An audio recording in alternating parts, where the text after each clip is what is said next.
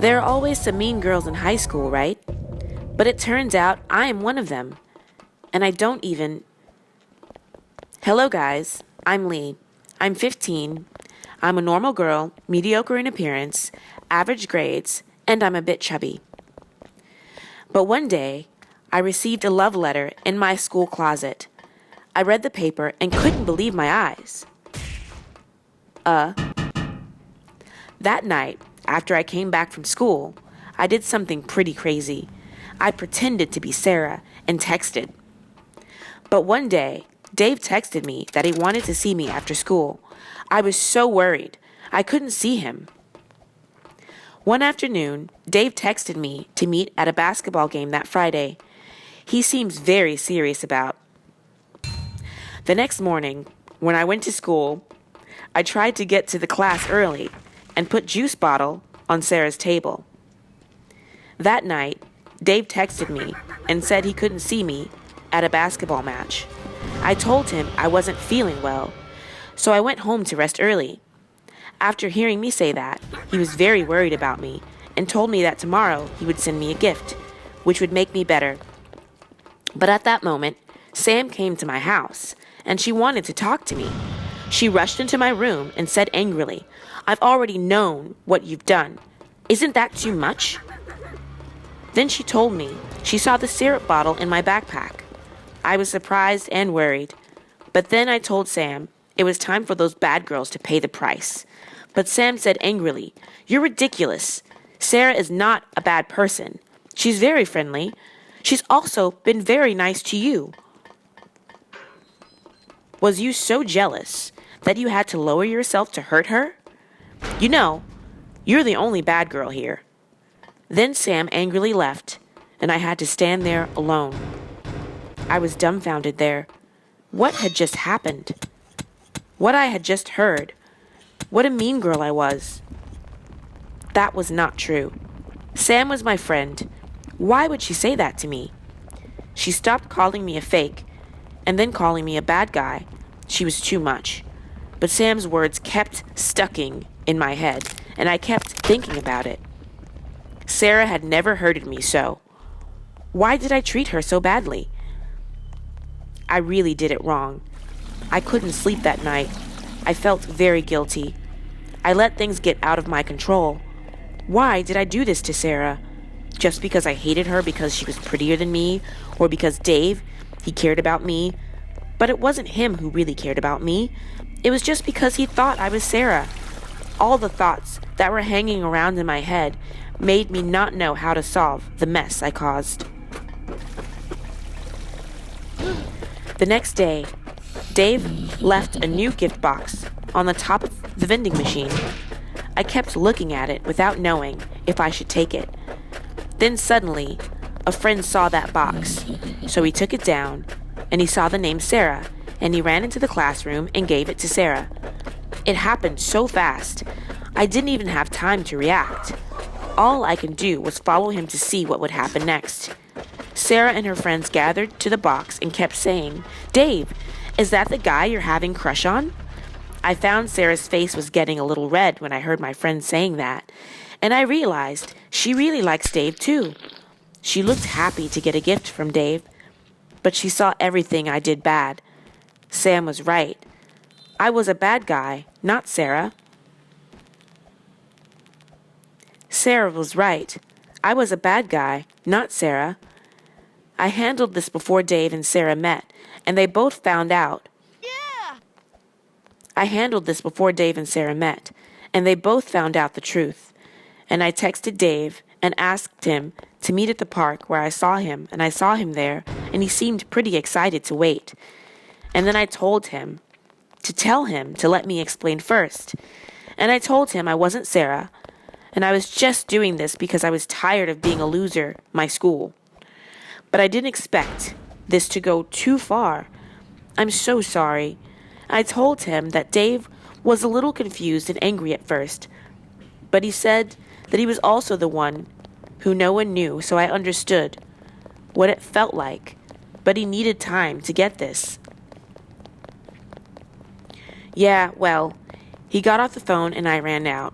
"Dave, wait a minute. I confessed to him that I was the one who pretended to be Sarah, and I'd got good news for him.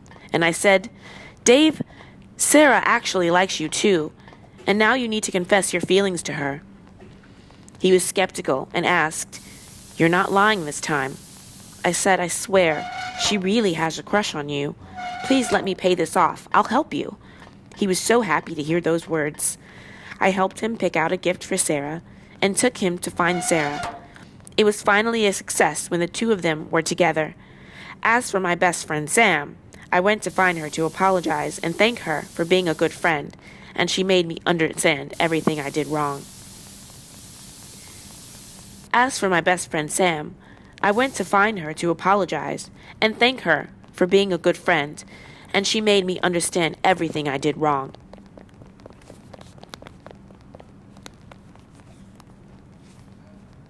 Hi, I'm Joe, just simple like that.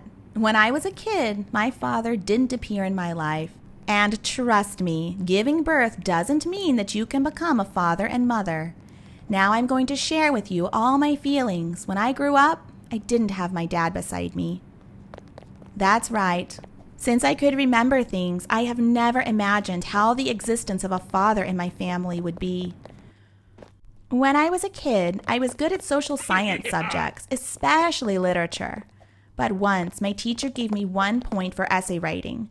The essay topic was tell me about a memory about your father that you remember the most. My essay had only 4 words. I don't have dad. With my ability, I could make up a perfect story with a beautiful memory with dad. But why did I have to do that? I didn't even have my memory with dad. I am just a child who doesn't have a father. I knew it when I was just a little girl. In most of the conflicts, my friends called me an illegitimate child. When I said something rude to adults, they all said, "It is true that children without a father are different." At that time, my thought was that not having a father was bad and shameful.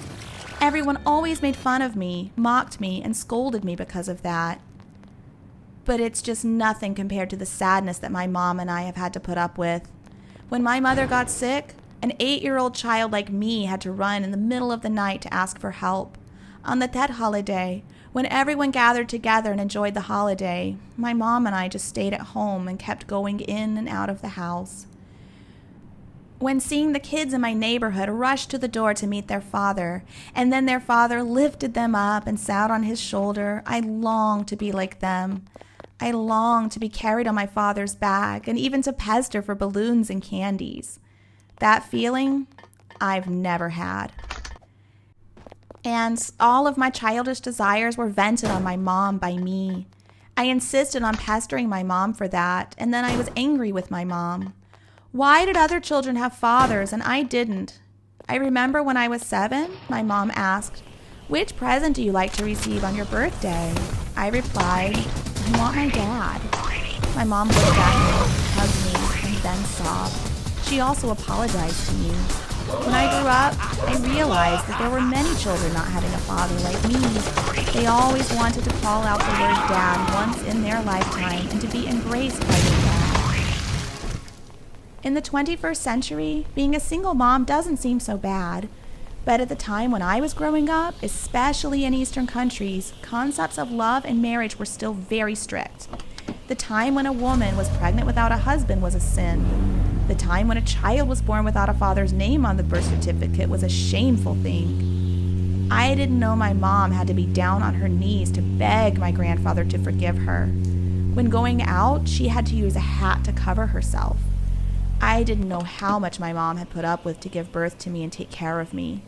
During my childhood, I just resented my mom, was angry at her, and made the pain in her heart to be deepened more. Because of my mom's pain, I lost all trust in men. I alerted all flirtings. And it was hard for me to open my heart to someone who would be my lover then. But when he belonged to me, I realized one thing. This made me more painful than when I was in my childhood. I realized that the most disadvantaged person was not me.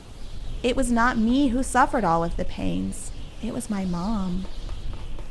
When I got sick, my lover was always by my side to love and care for me. I thought of the hard days when my mother had to put up with all those pains while pregnant. When he took me into the clinic, I remembered the day when my mother had to writhe in pain and no one took care of her other than my grandparents. Now, I know that there isn't a relevance between me and the man who used to be with my mom, except for the same blood in our veins. I don't expect to call out the word dad. Giving birth to a baby doesn't mean that you can become a father and mother. Only when parents raise their children, they will realize their responsibilities in a clear way. Please like and subscribe. Have you visited me more than 10 times in the past 20 years? Do you still remember your daughter? Or was it because you were just on the way to stop by to see me in a bit? If my memory serves me right, on the Ted holiday when I was in 10th grade, you just called and asked me to drop by my house, but you didn't come to my place and picked me up. Since then, I've got your call or given me your regard. So to me, that man doesn't deserve to be mentioned by me and to be called out dad sincerely. Life will be really sad when there are more fathers like that. They don't care about their responsibilities and how their children can live when they are born. And those men don't care about how dedicated the girls who love them most are in order to raise the children. Those coward and irresponsible men are willing to let others suffer from the pain they've made just because of a moment of their pleasure. Maybe because of many obsessions during my childhood, I am sensitive about the word single mom. There are some women who are single mothers because of unwilling situations. There are also some people becoming single moms by their own choice. And women today are strong and independent enough to be able to raise children alone without a man by their side.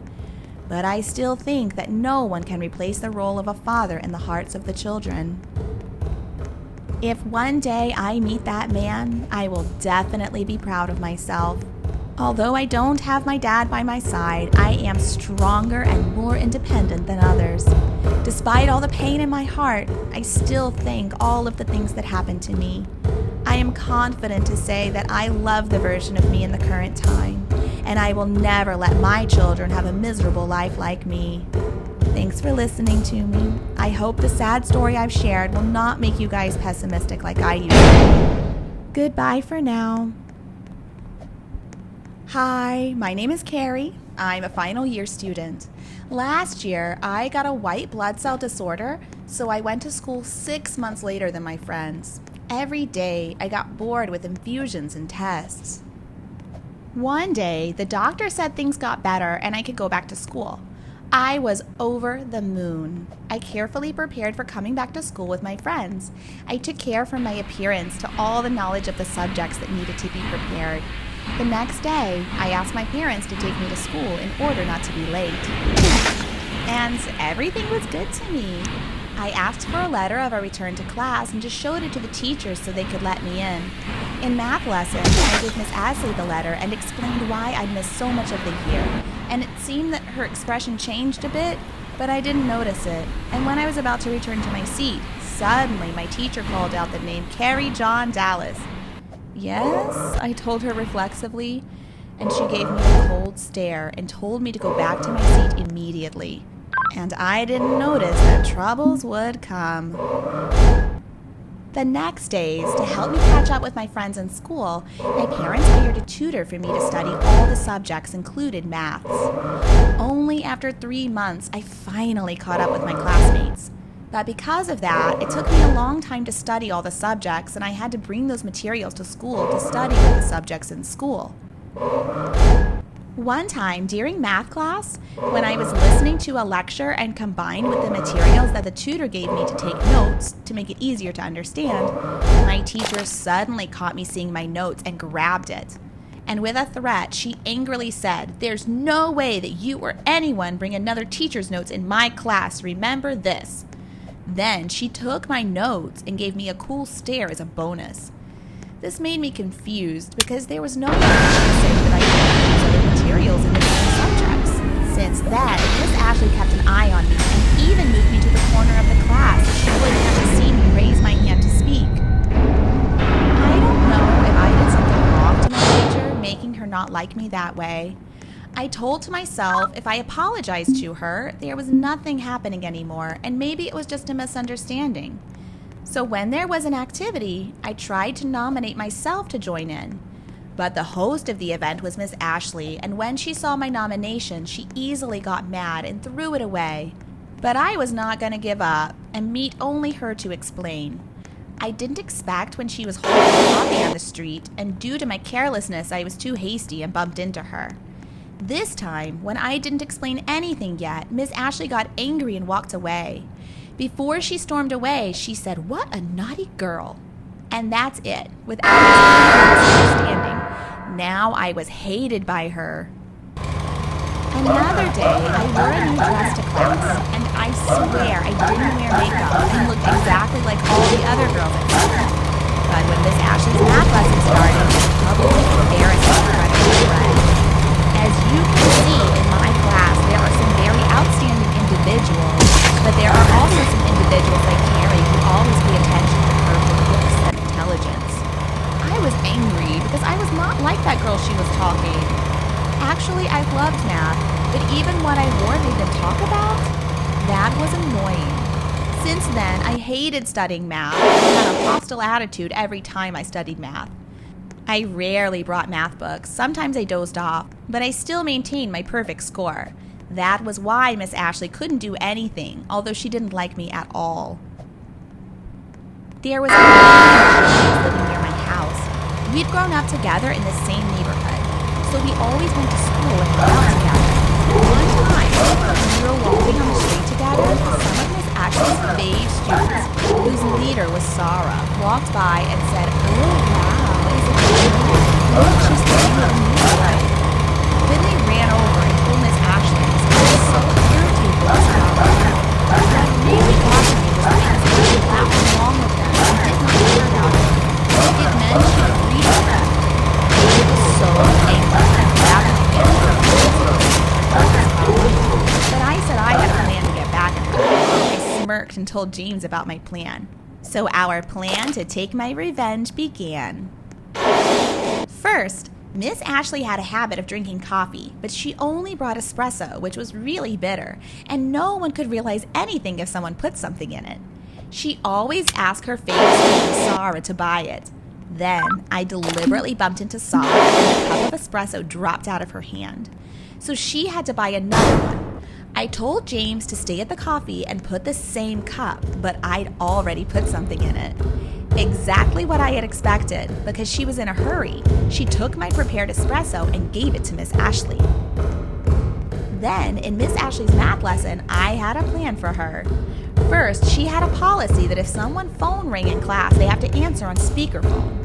Normally, she always put her phone to silence mode, but I pretended to bump into her and unmuted her phone. I came to class early, and when she showed, I came to her and asked her for help with my homework. And her phone was on the table. What an easy game. 20 minutes later, when my class paid attention to the lesson, I told James to call her. And that was when the funny part began. Her phone rang, and she was so panicked that she had to turn it off, but James called her back, and she had to answer the call at any cost. "Hello, honey, do you remember our date tonight?" She said, "Who is this? Maybe you called the wrong number." James kept talking. "Are you still mad at me? Why do you treat me like that? Mwah. I said you called the wrong number. I will cancel it now," she said. James still talked.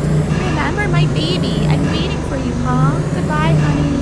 And while she was annoyed, my mustard cup of coffee was working to make her belch a little loud and rushed to the toilet. Wow, it wasn't just me laughing, but all the students in the classroom were laughing at me. She deserved it. But our happiness didn't last too long. Next day, I saw James in the principal's room, and Miss Ashley was also in the room. James got caught and would be expelled. I saw James walking out of the room. I grabbed his hand and said I was the one to be expelled, but James said he did it, so he would take responsibility, and he wouldn't let me get involved in this issue. I felt so guilty and cried on the way home. When seeing me like this, my parents were worried and asked me to tell me. told my parents the rude behavior of Miss Ashley, and my tricks were created to make fun of Ashley. Even though my parents didn't agree with my plan, but they still protected me to prevent my teacher from hurting me. The next day, James's parents came for their meeting, and I told them that I asked my parents for making everything clear. My parents were there with James's parents, the principal and Miss Ashley. I told all the rude behavior she'd done to me and my plan to harm Miss Ashley. Miss Ashley yelled angrily, "I knew it was you, you spoiled brat. You'd planned all of these tricks." Everyone was shocked at the behavior she'd done to me, and my mom said, "You're such a bad teacher. You just hate her and treated her badly like that because she's my daughter." And what was going on? Miss Ashley went out of her control and hit my mom, my dad, and the principal tried to stop her. And so she had a punishment and forced to move to another school. James and I was just suspended for 2 weeks. When coming home, my parents told me that they and Miss Ashley had known each other since high school. And both my mom and her loved my dad. But because of her bad attitude, my dad hadn't noticed her and my parents had been in love with each other. So Miss Ashley always told my mom to be a third wheel and ruined her happiness. She even had tried to harm my mom, but she'd got caught and forced to move to another school. It turned out she'd known me as her rival's daughter at first and always found ways to make my school life difficult. Anyway, everything was over, and James and I understood each other, and I will cherish him more even though we don't know we can take a further step or just be friends like now.